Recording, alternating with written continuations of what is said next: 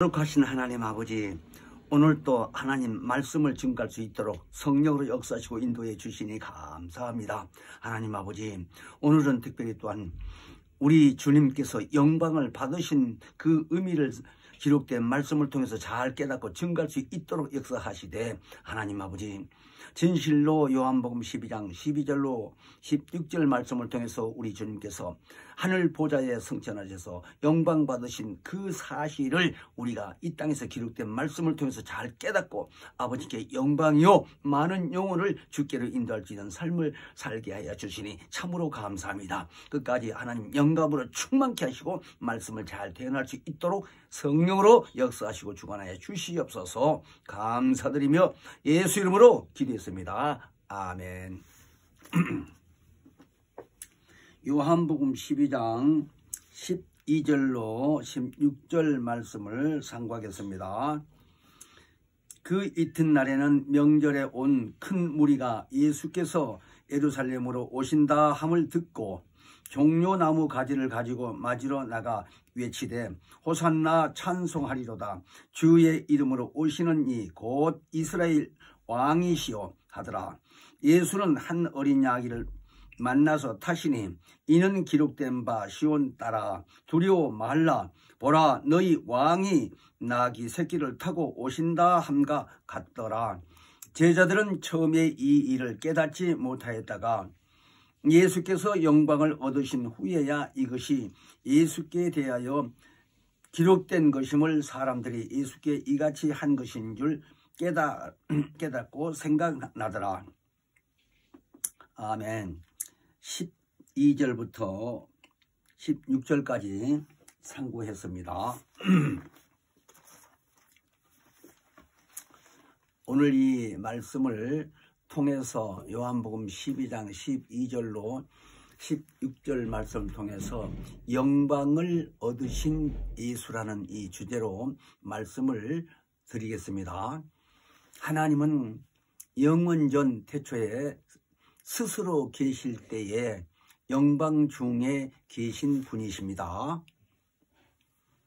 그러신 분이 세상을 이처럼 사랑하사 독생자를 보내셔서 우리 인류의 죄를 대신하시고 십자가에 달려 피 흘려 죽기까지 우리를 정말 그 크신 사랑을 베푸신 겁니다. 근데 죽으신 그 예수 그리스도께서 하나님이 죽은 자 가운데서 다시 살리심으로 부활하셨다고 성경 기록되어 있습니다. 부활하신 그 예수께서 하늘 보좌에 승천하셔서 하나님 보좌에 앉아 계심으로써 기록된 말씀에 의하면 하나님 아들이신 곧 예수께서 영광을 받으셨다고 오늘 말씀이 16절에 이렇게 기록이 됐지요. 제자들은 처음에 이 일을 깨닫지 못하였다가 예수께서 영광을 얻으신 후에 이것이 예수께 대하여 기록된 것임과 사람들이 예수께 이같이 한 것인 줄 알았다고 얘기를 했습니다.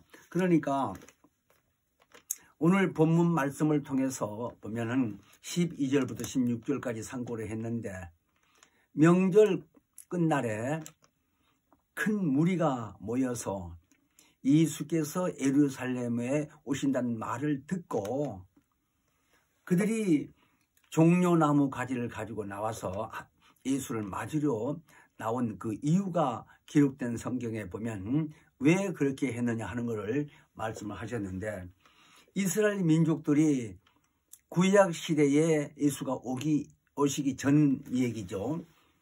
많은 선지자들 통해서 이스라엘 나라에 왕이 오신다, 곧 메시아가 오신다, 왕이 오신다 이런 말씀을 많이 하셨어요. 근데 그 중에 스가랴 선지자를 통해서는 스가랴서 9장 9절에 보면 왕이 오시는데 왕이 될 그분이 나귀를 타시되 나귀 새끼를 탄다는 거예요. 그러면서 그가 이제 예루살렘 성전에 들어가신다는 말씀을 하셨고 예레미야 선지자도 역시 같은 내용으로서 말씀하셨는데 그분이 공의로우신 분이요 구원을 베푸신 분이요 공평하신 분이요, 지혜가 있는 분이요 하라고 이런 내용들을 많이 말씀을 하신 선지자들 말을 듣고 이스라엘 민족들이 나라도 좁고 참 전쟁도 많이 했고 하는 이런 임으로 해서 이웃 나라에 가서 많이 흩어져 살았던 사람들이 명절날은 그래도 고향이라고 이스라엘 땅에 온 거예요. 그래서 오늘 그 본문 말씀에서는 명절 끝날 곧 명절 끝날에 큰 무리들이 왔다라는 거예요. 그러니까 예언자들 곧 선지자들이 예언한 말씀 그대로 그들이 맞으러 나왔는데 예루살렘 들어가는 그 길가에 나와가지고 수많은 무리가 나와서 아까 얘기한 대로 종려나무 가지를 가지고, 그러니까 종려나무가 이파리가 좀 넓고 이제 그런다는데 그런 나무 이파리를 들고 나와서 나무 가지나 이파리나 들고 나와서 흔들면서 호산나 찬송하리로다 이렇게 외치고 했는데, 호산나라고 하는 말은 구원하소서라는 얘기입니다. 그래서 이스라엘 나라의 임금이요 곧 왕으로 오시는 이라고 인정을 하는 그들이 그렇게 길거리 서서 큰 무리가 맞으며 찬송을 하리로다 하면서 우리 이스라엘 나라의 왕이시여라고 외쳤던 거예요. 그때 예수는 겸손하여서 나귀도 그저 어미가 아닌 새끼를 타고, 나귀가 원래 말에 비해서 조그만데 그것도 새끼니 얼마나 적겠어. 근데 그걸 타고 입성을 하는 거예요. 예루살렘 성전을 향해서 가신다 이 말이에요. 그 내용을 제자들도 그 일들이 왜 저렇게 무리들이 나와서 하는지를 몰랐다는 거예요. 그런데 오늘 기록된 말씀대로 16절에 보면 예수께서 영광을 얻으신 후에야 이 일이 예수님 맞으러 나오시는 것이 임금이라고 하여서 그렇게 알고 있었기에 민족들이 다 나와서 이렇게 외쳤구나 하는 걸 알았다는 거예요. 그런데 우리가 알아야 될 것은 왜 여기 말씀대로 시온 따라 이렇게 15절에 보면 오늘 본문에 시온 따라 이렇게 기록이 되어 있느냐 하는 것을 좀 말씀드리자면, 시온이라고 하는 의미는 이 모리아산, 곧 그 모리아산이 있는 그 나라, 모리아 땅이라 얘기입니다. 그러니까 그 모리아라고 하는 의미는 아브라함이 이스라엘 민족인데 아브라함이 100세에 난 아들이 우리가 알다시피 이삭이라고 하는데, 그 이삭을 낳아서 이렇게 자라는데 한 10서너 살 먹고 됐을 때에 아들을 번제로 바치라고 하나님이 말씀하신 거예요. 근데 그 아브라함은 그 아들을 100세에 주신 하나님께서 또 번제로 바치라고 하니까 일반 사람들 같으면 이해가 안 되죠. 그 다음에 그렇게 순종할 수도 없죠. 100세에 먹고 난 아들이 이제 죽게 된다는, 번제가 불에 구워서 향기를 올리라는 의미인데 그런 일을 아무나 하겠느냐 이게요. 그것도 모리아 땅 한 산이라고 그랬는데 그 모리아 땅에 있는 산에 가서 아들을 바치라는 거예요. 근데 그 말씀을 듣고 아브라함은 그대로 아들 다리고 이제 마차에 나무 싣고 모리아산에 올라간 거예요. 가서 아들을 끈으로 묶고 이제 칼로 찔러 죽으면 불에 태워서 향기를 올리려고 불을 피워놓고 그렇게 그 일을 하는데, 하나님이 보실 때에 그냥 그대로 놔두면 그대로 찔러 죽게끔 되기 직전에 천사들 보내서 아브라함아 부르면서 내 아들 독자 이삭에게 손대지 말라고. 그러니까 또 그 말 그대로 들은 거예요. 우리 같으면 언제는 죽이라고 했다가 언제는 또 죽이지 말라고 했다가 속상하다고 그러지 않겠어? 근데도 아브라함은 아무 소리 없이 그 음성 그대로 듣고 순종한 거예요. 그래서 아브라함의 믿음을 보시고 그 창세기 22장 쭉 보게 되게 되면 17절에 가서는 내 후손이 이 다음에 말하자면 대적의 문을 얻은다라고 알려준 그 예언이 있는데, 그러니까 아브라함은 결국 후대를 쭉 이제 두고 죽었지만 말하자면 다윗 왕까지 쭉 내려오고, 그리고 이제 요셉, 말하자면 마리아, 두 사람이 결혼해서 살았는데, 그들을 통해서 아브라함의 후손이 와서 말하자면 성령의 역사에서 마리아를 통해서 예수가 오신 거예요. 그 말을 그러니까 벌써 약 1000년 가까이 된 후에 예수가 왔는데, 아브라함에 비해서. 그런데 그때 예언을 하신 그대로 이스라엘 민족의 조상이 됐고, 이스라엘이 이렇게 해서 오늘날까지 있는데, 하나님은 언약하신 말씀 그대로 약속을 이루신 분이에요. 그래서 이 말씀을 통해서 시온 따라 하는 말은 아브라함이 그때 믿음으로 순종해서 자기 아들 독자를 바치는 그 산을 가리켜 시온이라고 하는 거예요. 그래서 그 시온 딸이라고 하는 말은 아까 그 스가랴 선지자를 통해서 9장 9절에 말씀하신 것처럼 그가 의로우신 분이요, 공평하신 분이요, 지혜로우신 분이요, 이스라엘 왕으로 오겠다는 예언을 이미 하신 거예요. 그래서 시온에 따라 두려워 말라, 이렇게 이제 예언을 하셨는데, 일단 여기서 우리가 알아야 될 것은 아브라함이 그렇게 믿음이 훌륭해서 하나님 말씀에 순종해서 아들까지 이렇게 바쳤다는 내용을 이제 그 지명을 말씀하신 것이 시온 따라 하는 겁니다. 그래서 시온이라고 하는 말이 모리아산 이름, 지금은 예루살렘의 성전이, 하나님 모신다는 성전이 예수 오기 전 주전 말하자면 970년경에 솔로몬, 다윗의 왕 아들의 아들인 솔로몬이 왕 때에 성전을 지은 거예요. 그래서 지금 그 성전이 그대로 있는 거예요. 그러니까 이 성전을 예수가 와서 입성한 것이 언약한 말씀 그대로 이루신 거예요.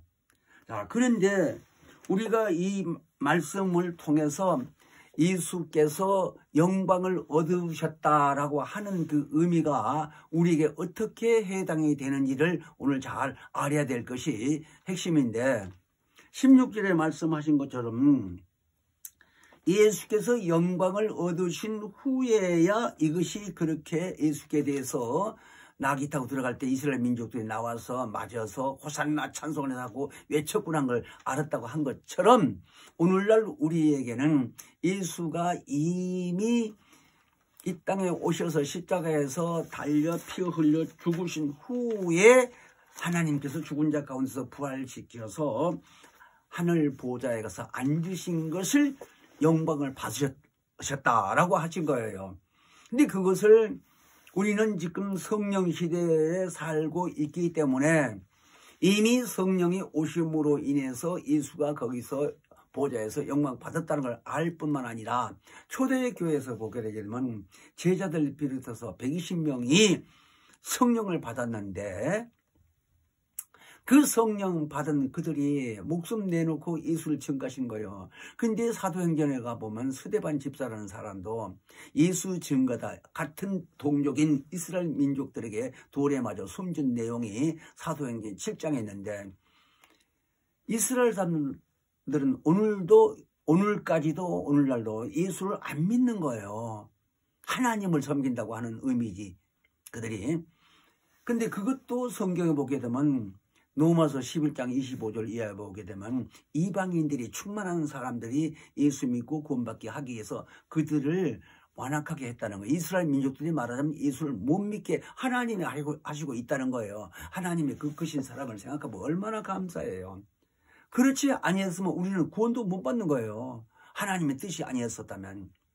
자, 그런 의미인데, 오늘 우리가 예수께서 부활해서 승천하심으로 인해서 영광을 받으셨다는 말씀에 의해서 어떤 우리에게 혜택이 오고 어떠한 복이 왔느냐는 걸 잘 우리가 듣고 깨달아야 될 겁니다. 그래서 요한복음 7장 39절에 보게 되면 예수께서 아직 영광을 받지 못하신 고로 성령이 아직 저에게 계시지 아니하다, 이렇게 기록되어 있어요. 근데 아까 우리가 본문의 말씀에 보게 되게 되면 예수께서 영광을 얻으셨다고 그랬어요. 그러니까 영광을 얻으셨다는 말씀을 죽으시고 죽은 자 가운데서 하나님이 살리셔서 하늘 저 보좌에 가셔서 하나님 보좌 우편에 앉아 계신 것을 가리켜 영광을 받았다 하는 거예요. 그러니까 이미 거기가 앉으셔서 영광 받았다는 증거로 예수 이름으로 오신 진리의 성령이 오늘날 우리 안에 거하시잖아요. 그렇기 때문에 이미 성령이 2000년 전에 오신 거예요. 자, 그런 의미에서 예수께서 말하자면 왜 믿는 자들에게 그렇게 권면하면서 강권적으로 하는 것처럼 말이요. 너희는 예루살렘을 떠나지 말고 내게 들은 바 아버지께서 약속하신 것을 기다리라 하고 부활해서 40일 동안 있으면서 여러 차례 말씀하시고 또 마침내 예루살렘 그 근처에 있다는 그 감난산에서 성천을 하셨다는데 거기서 수백이 한 500여 명 이상이 가서 지켜본 거예요. 그런 중에서도 너희는 기다리라고 또 얘기한 거예요. 그 다음에 사도행전 1장 4절에서 그렇게 말씀하신 내용을 8절까지 보게 되면 성령이 임하시면 너희가 권능을 받고 이렇게 알려주면서 예루살렘과 땅 끝까지 이르러서 나를 증거할 것이다 라고 말씀하셨는데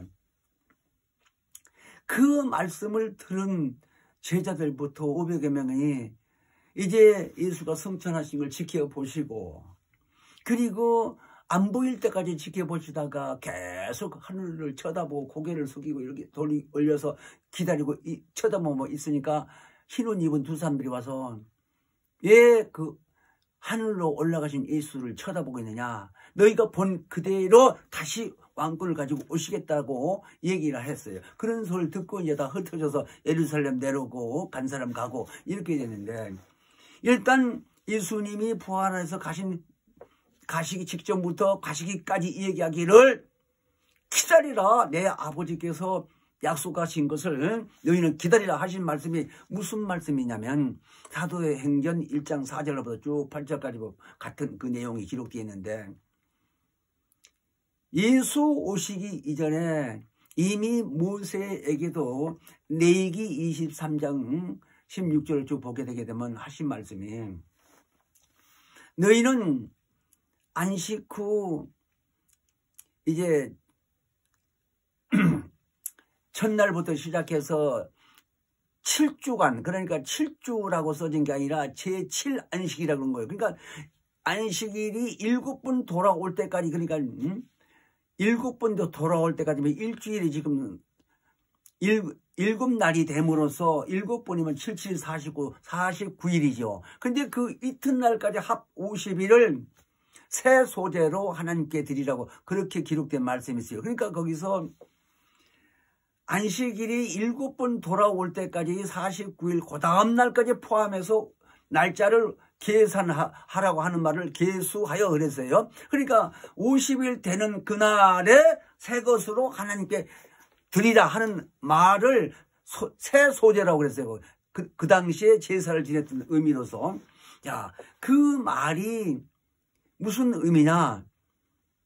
사도행전 2장에서 1절로 쭉 보게 되면 오순절 날이 이미 이름에 그랬어요. 그래서 거기서 오순절 날이라고 하는 의미는 열흘이 5번 됐다는 얘기예요. 한문으로는 열흘 순자를 써가지고 그래 열흘이 5번이게 되면 50일이지. 그러니까 아까 모세에게 알려준 레위기에서 보게 되게 되면 23장에 제7안식일 이튿날까지 합 50일을 그렇게 써놨어요. 그러니까 거기서 50일이냐 사도행전 2장에서 오순절 50일이나 같은 날짜예요. 그 말이 뭐냐면 예수가 부활하신 날이 안식 후 그 첫날에 부활한 거예요. 그러니까 안식이 맨 끝날인데 그 끝날 다음이 지금으로 말하자면 일요일이지요. 일요일이 예수 부활한 날이라고 해서 주일이라고 그러는 거예요. 그러니까 그 주일날 예수가 부활한 날짜가 주일날인데 그 50일 된 날을 예수가 부활해서 40일 동안 이 땅에 계시면서 승천하시고 열흘 만에 성령이 오신 거예요. 그러니까 부활해서 40일 계시고 열흘 만에 성령 오셨으니까 합 50일이거든요. 그러니까 예수 부활하신 날 성령이 오신 거다. 이런 얘기예요. 말하자면. 계산해보면. 그래서 성령이 오시면 어떠한 유익이 있기에 부활해서 올라가시기 직전까지 그냥 강권적으로 권면하면서 끝까지 믿는 자들에게 기다리라 기다리라 하면서 내가 가서 아버지께 구해서 성령을 보내주시리냐고 죽기 전에도 여러 차례 말씀하신 거예요. 요한복음에 보면. 그래서 마침내 성령 받은 그 12제자로부터 시작해서 120명이 성령 받았다고 사도행전 1장에 보면 기록되어 있는데, 그 성령을 받음으로 인해서 오늘날 우리나라까지도 복음도 왔지만 전 세계에 이르러서 복음이 지금 확장되고 있는 거예요. 안 믿어서 그렇지 이미 다 전 세계에 다 알려진 거예요. 근데 성령이 오시게 되면 우리에게 어떤 유익이 있을까 하는 것을 내가 오늘 말씀드린다고 그랬는데, 우리는 지금 어떤 시대에 살고 있느냐 하는 것부터 먼저 알아야 되면, 지금 사망의 세력을 잡고 있는 원수 마귀가 그 밑에 모든 쫄개들하고 쉽게 말하자면 귀신까지 다 그 마귀 밑에 있는 종들이니까 이 마귀가 사망의 세력을 잡고 전 세계에 지금 장가가고 자기 사망의 세력에서 왕노릇하고 있는 거예요. 그래서 예수님이 그거를 아시기 때문에 당신이 왕권을 가지고 다시금 이 땅에 오시기 전까지는 이 인류 역사가 진행될 터인데, 그 과정에서 많은 영들이 마귀 따라서 다 지옥에 갈 것 같은 것을 훤히 아시기 때문에 그거를 방지하기 위해서 너희는 기다리라고 성령 받으라고 하는 거예요. 그러니까 우리는 오늘날 성령을 받고 이미 성령을 통해서 방언도 하면서 우리 교회 같은 경우에서는 그 이름으로 예수 이름으로 오신 성령을 역사해서 귀신을 쫓아낸다고 예수님 이미 알려준 거예요. 요한복음 12장에 마태복음 12장에 그 요한복음이 아니라 마태복음 12장 28절에는 예수님이 성령을 힘입어 귀신 쫓아내는 것이면 하나님 나라가 이미 임했다고 그랬어요. 그러니까 성령이 오시면 하나님 안에 계셨다고 오신 성령이 예수의 이름으로 오셨다고 그랬는데, 성령이 오시면 하나님 나라가 우리에게 임했다는 얘기예요. 그러니까 그 하늘나라의 임금이 우리에게 임했다는 말이에요. 그러니까 예수 부활하신 그 영광 받으신 그 이름으로 오신 성령이 우리 안에 오셨다면 예수가 하신 말씀을 생각나게 하고 또 장래 일도 알게 할 뿐만 아니라 그 이름을 사용해서 귀신을 쫓아내는데, 귀신이라는 말은 성경에 수없이 기록되어 있는데 많은 기독교인들이 예수 믿고 교회는 출석하면서도 성경을 잘 모르는지 귀신의 얘기를 하게 되면 2단 3단 하는데, 그게 아니고 예수님부터 이 땅에 계실 때부터 귀신 쫓아내는데, 그것을 우리가 예수 이름으로 오신 성령 받았으면 그대로 예수 하신 일을 하신다는 거예요. 그러면 무슨 유익이 있을까? 사망의 세력을 잡은 그 마귀가 믿지 아니하는 사람들을 자기 다 종으로 이렇게 자기를 섬기게 하고 살다가 육체의 이 기간이 다 돼서 죽으면 그 영혼이 마귀의 쫄개다 이 말이에요. 마귀의 종. 그러니까 저 같은 경우에는 오늘 또 교회에 가서 우리 신도림 예배당 집사님 귀신을 쫓아내는데 아버지가 들어왔다는 거예요. 아버지가. 근데 너 몇 살에 죽었냐 물어보니까 70에 죽었다는 거예요. 어떻게 죽으니까 쓰러져서 죽었대요. 근데 그 여자 집사님이 지금 왼쪽이 마비돼가지고 잘 쓰지를 못해요. 그랬더니 말씀을 한참 가리키고 이제 기도하고 회개하자고 이렇게 해서 이제 쫓는데, 금방 드러나더만 그 여자 집사님의 믿음이 좋아서 해 발발 떨면서 그냥 무서워요 무서워 다시는 안 올게 고백하면서 한참 내가 욕까지 하고 야단쳤어. 귀신에게 욕해도 되는 거예요. 그게 죄지요. 인격이니까 욕하면 기분이 나쁘겠지. 그런 걸 알기 때문에 막 욕도 하면서 다시 쌍 넘기 싫어 올 거야 안 올 거야 막 묻기도 하고 그렇게 한참 이제 잔소리하다가 이제 쫓았는데, 이게 바로 예수님이 명하신 성경대로의 하는 일이요. 아무나 그게 하는 게 아니라 예수 믿었고 교회 다니더라도 성경을 모르면 그런 일을 할 수가 없어요. 그래서 예수 말씀을 잘 듣고 깨달아지면 성령의 역사라는 걸 알아야 돼요. 우리 인격으로 우리 지식으로 깨달아진 게 아니에요, 성경은. 그래서 성경의 말씀하시기를 믿는 자들에게는 표적이 따른다고 그랬는데 그 표적이 뭐예요? 예수께서 함께 하신다는 거예요. 하나님이 곧 함께 하신다는 거예요. 그래서 예수 이름으로 성령이 오신 사람들에게는 능력이 드러나서 마귀의 계기를 능히 대적하며 승리할 수 있는 삶을 살게 하시기 위해서 성령 받으라는 거예요. 그러니까 베드로 사도 같은 사람은 베드로전서 5장 8절에 보면 근신하라 깨어라 라고 얘기를 하시면서 너희를 대적하는 이 마귀가 아까 세상에서 사망의 세를 잡고 있다고 그랬는데 그 마귀가 우는 사자처럼 두루두루 다니면서 삼킬 자를 천만히 이렇게 말씀하신 거예요. 그러니까 사자가 우는 거는 배가 부르면 울지 않는다는 거예요. 근데 배가 고프면 그 소리가 얼마나 큰지 할머니 울면 산골짜기 이쪽에 골짜기에서 울면 이 산상 이 골짜기까지 소리가 울려 간다는 거예요. 그러면 토끼고 노르고 이런 짐승들이 뛰어가다가도 사자 소리만 나고 오금이 그냥 펴지질 않아가지고 뛰어가지를 못하고 그냥 서 있는다는 거예요. 그전에 나는 서울대학교 교수한테 그 말씀을 배웠어. 그분이 모르고 그런 얘기를 했겠어? 서울대학교 교수가?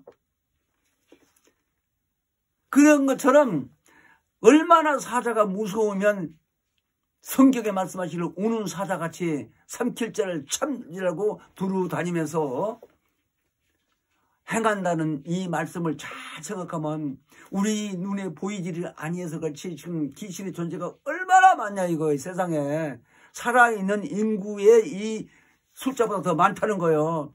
그러니까 성경에도 7귀신 들어간 마태복음 12장에 보면 그런 사람도 있어요. 7귀신 저보다도 귀신이 악한 귀신이 7을 데리고 가면 저까지 8비지. 한 사람에게 들어갔다 이겨. 아니 예수님 당시에는 2,000마리도 돼지떼가 물에 빠져 죽은 거 한 사람에게 귀신이 2,000마리가 들어갔다 이런 얘기지.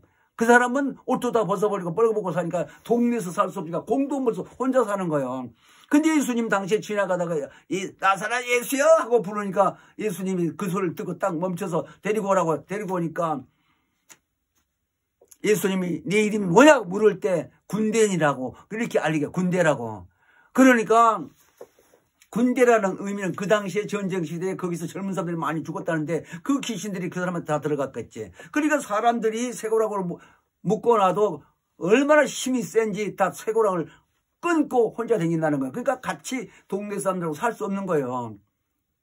이게 예수님이 하신 일이 거짓말이겠는 얘기예요. 성경 써진 게. 그래서 귀신 쫓아내는 것은 예수님부터 하신 거 아니에요. 그러고 알려준 거예요 우리에게. 귀신의 존재가 무엇인지를 알려주고 어떻게 해야 귀신을 쫓는다는 거. 그래서 오늘 말씀이 예수님이 성령 받아야 그 일을 하신다고 알려주신 거예요.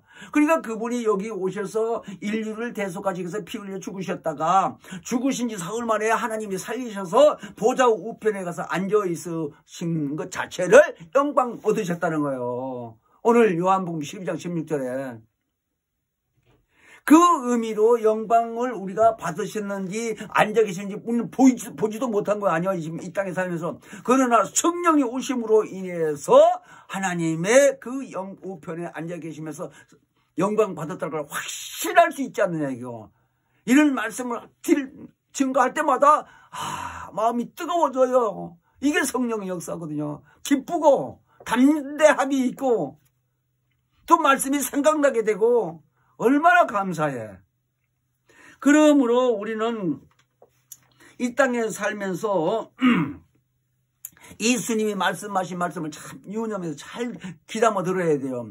이 땅에 계실 때 누가복음 24장 49절에 보면 뭐라고 말씀하셨는 거니? 내 아버지께서 약속하신 것을 너에게 보내리니 그랬는데 보낸다고 하신 말씀 아까 아버지께서 뭘 언제 어떻게 약속했을까? 모세에게 통해서 이미 내 얘기에서 아까 내가 23장 읽어드린 말씀대로 제7안식일 이튿날까지 이렇게 하신 말씀이 아버지가 모세에게 이미 말씀하신 거예요. 그거를 예수께서 와서 다시 또 말씀하시기를 너희는 이로부터 능력을 입히울 때까지 예루살렘을 떠나지 말고 기다리라 이런 거예요. 그러니까 지금 우리가 예수 이름으로 성령 받고 귀신 쫓아내고 능력 행하는 이런 일들이 하나님이 주신 능력이다 이 얘기예요. 성령 보내주셨으니까.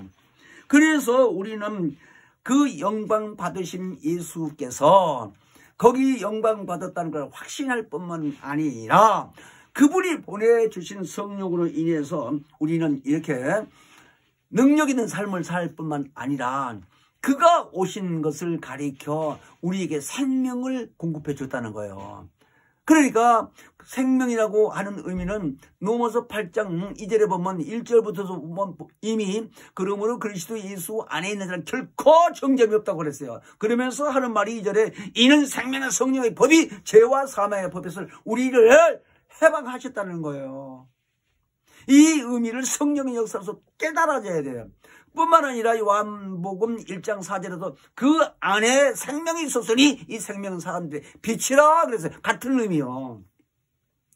이 땅에 예수가 죽기 전에 말씀하시기를 요한복음 8장 12절에도 나는 세상의 빛으로 왔나니 나를 따르는 자는 어두움에 다니지 아니하고 생명의 빛을 얻는다. 그러니까 생명의 빛을 얻는다는 말이나 그 안에 생명이 있었다고 하는 거나 아니 성령이 오신 걸 가리켜서 생명이라고 하는 이 말이나 다 같은 의미다 이 얘기예요. 그러니까 우리는 예수 이름으로 결국은 함께 우리가 연합해서 침례 받음으로써 하나가 됐다는 얘기요. 그래서 이제 남은 녀석은 새 생명 가운데 거기서 로마서 6장 4절에 보면 그 가운데서 행한다는 거예요. 생명 가운데서. 우리가 죽지도 않는데 무슨 생명이라고 했어 이렇게 생각하지 말고 우리는 목숨인데 우리 안에 우리는 제삼 받은 자로서의 성령이 오셨다는 얘기예요. 그러니까 아무나 성령 받는 게 아니라 예수 믿고 구원받은 자들. 그들을 와서 인쳐준다고 에베소 1장 13절에 말씀하신 거예요. 우리를 인쳐줬다는 거예요. 하나님의 아들 자녀라고 인정한다는 거예요. 이런 확신이 갖게 되는 거는 성령의 역사 아니면 깨달을 수가 없고 확신이 없어요. 그래서 예수가 하신 말씀에 의해서는 이 영광의 빛을 얻는 자들에게는 우리 안에 생명의 성령이 오심으로 그 빛의 역할로서 나타낸다는 거예요. 그래서 어둠에 잡히지 않냐고 에베소 6장 12절에는 우리 씨름은 혈과 육에 있지 않냐고 그랬어요. 그러니까 어둠의 주관자 마귀 세력과 대적하고 같이 싸운다는 거예요. 이 의미를 잘 깨닫지 못한다면은 우리가 신앙생활을 하는 육체의 기간 동안에 영혼에 그늘 진다는 거예요. 성경이 말하기를. 그러니까 영혼에 어떻게 그늘 지느냐고 우리 감독님 말씀이 그렇게 그 영감을 받아서 증언하신 우리 목사님 감독님이 말씀을 그대로 하셨는데 그늘 진다는 말은 영감이 없다라는 말이요. 그러니까 영혼에 뭐가 그늘 지게 하느냐 자기 마음이 그렇게 된다는 겁니다. 갈라디아서 5장 17절에 보면 육체의 소욕은 성령을 거역하고 성령의 소욕은 또 육체를 거스르고 이렇게 서로 대적함으로 너희 원하는 것을 받지 못한다는 거예요. 그러니까 내 생각이 성령을 받았다 할지라도 내 생각이 앞선다면 성령이 할 수가 없어 일을. 그러니까 항상 하나님 말씀 진리의 말씀 안에 가면서 주기도 문도 많이 하면서 예수 생각으로서 예수 말씀이 자꾸 생각이 나고 예수 말씀이 앞서고 이렇게 됐었을 때 하나님의 이름으로 오신 곧 예수의 이름으로 오신 성령이 내 안에서 내 영혼에게 기억나게 하고 생각나게 해서 내 몸을 사용할 수 있도록 하신다는 거예요. 귀신 쫓는 것도 자기 마음에 그런 생각이 없고 아이 그럴 수가 있어? 이렇게 한다고 하면 성령 역사할 수도 없고 되지도 않아요. 귀신 나가지도 왜? 먼저 아니까 그 마음을. 아까 내가 이랬지 오늘도 나 귀신 쫓고 왔다고 교회에서 그런 거 말씀을 해서 아 귀신이 아니 나를 보고 무서워 그러겠어? 그거 아니요. 예수의 이름으로 성령 받은 자라 하게 되면 그 곁에 선한 천사들이 함께 와 있다 얘기요. 성령이 역사, 아기 예수 낳을 때만 하더라도 그 밤에 목자들이, 양떼에 길리는 목자들이 빛이 환히 보이면서 천사들이 활동한 거이다 봤다 이거예요.